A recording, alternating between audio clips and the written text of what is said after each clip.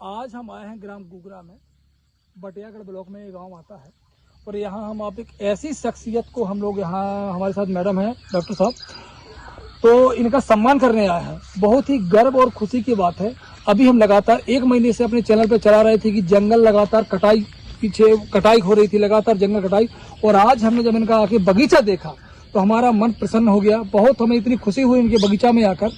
और इन्होंने देखा कि 25 साल से इन्होंने अपना ये बगीचा तैयार किया है और इनके पास ना कोई ये व्यवस्था है कि इनको कोई नर्सरी से इनको पेड़ मिलते हैं, ना इनके पास कोई ये व्यवस्था है कोई शासन इनको पेड़ देती है। लेकिन उन्होंने कम से कम इन्होंने अपनी जवानी से बताया है कि इनके पास 75 आम के पेड़ लगे हुए हैं, आप देख सकते हैं, जिसमें फल लगे हुए हैं। और अभी अपन दमोह जिला में बहुत जगह जाओगे तो आपको आपका आम को फल नहीं मिलेगा।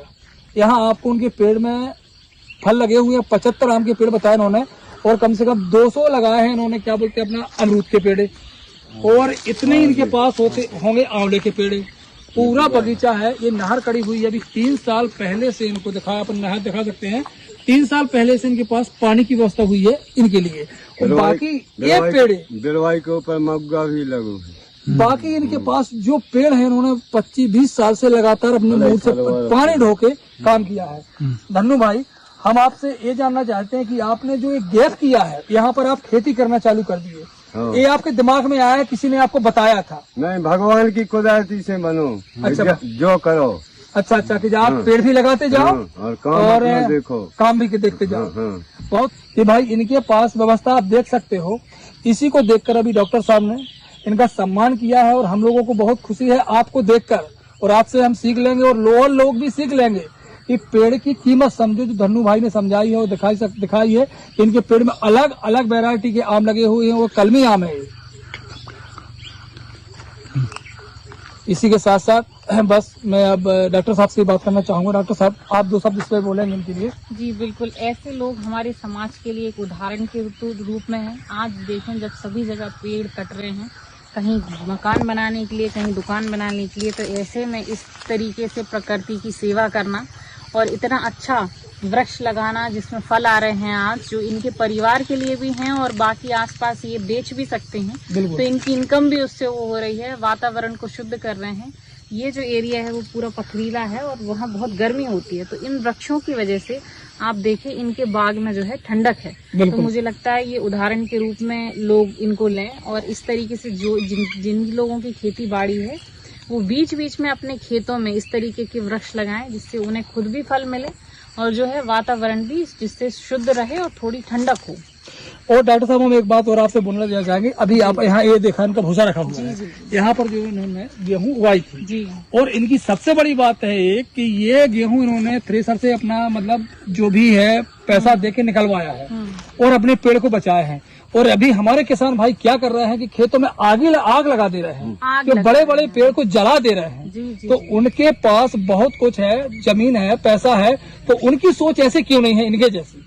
जी, मुझे तो लगता है ये इनका प्रकृति प्रेम है और उनकी मूर्खता है। क्योंकि आप देखें, जब आप आग लगाते हैं खेतों में तो इसके डंठल के साथ वो कुछ जो है न्यूट्रिशंस भी जल जाते हैं मिट्टी के, जो है उतनी वो फर्टाइल नहीं रहती है। तो मुझे लगता है आग नहीं लगानी चाहिए।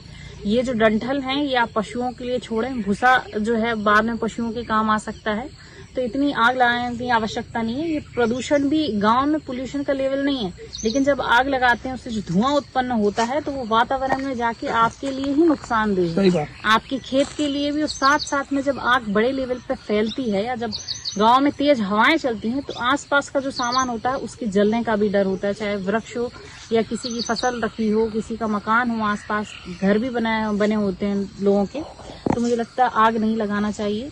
और दूसरी चीज मैं ये कहना चाहूंगी कि इस तरीके के जो लोग हैं जो सरकार का योगदान कर रहे हैं, सरकार हर साल स्कीमें चलाती है कि भाई इतने पेड़ हम लगवाएंगे और इतने लेवल पे जो है पैसे खर्च करती है, वो ना करके अगर ऐसे लोगों की मदद करे कि उन्हें कुछ पैसे दे, सब्सिडी दे और जो है जिस जगह की वो केयर कर रहे हैं उसको पट्टे बनवा के दे, तो मुझे लगता है ऐसे लोग ज्यादा अच्छा काम कर सकते हैं, बजाय जो सरकार लगवाती है कि आपने जब तक पौधा थोड़ा बड़ा नहीं हो जाता है तो बच्चे की तरह उसकी केयर करनी होती है। जब तक ऐसे लोग सामने नहीं आएंगे जो उनको लगाने के बाद उसकी केयर करें और बड़ा करें, तब तक पेड़ पनप नहीं सकते। सही बात। और हमारी प्रकृति इस तरीके से जो है नुकसान होता जाएगा। आप देखें आज वातावरण डे बाय डे गर्म हो रहा है, तो ऐसा क्यों हो रहा है? आप देखें अगर 10 साल पहले तो गर्मी का जो लेवल था वो 33 था, अब देखिए 45 पे पारा जाता है। तो कहीं ना कहीं हम खुद जिम्मेदार हैं, जो हम पोल्यूशन फैला रहे हैं, पन्नियां जो जला रहे हैं। आप जगह जगह देखें पशु भी पन्नियां खाते हैं। उन्हें ये जो जमीन फसल काटने के बाद लोग आग लगा रहे हैं, आज आप देखें गांव-गांव में पशुओं को खाने के लिए कुछ नहीं है। जब गर्मी होती है, बरसात में तो चलो चारा मिल जाता है, आप ये समझिए इस मौसम में पशुओं के लिए कुछ नहीं है। तो मेरे सभी किसान भाइयों से ये विनती है कि वो आग ना लगा के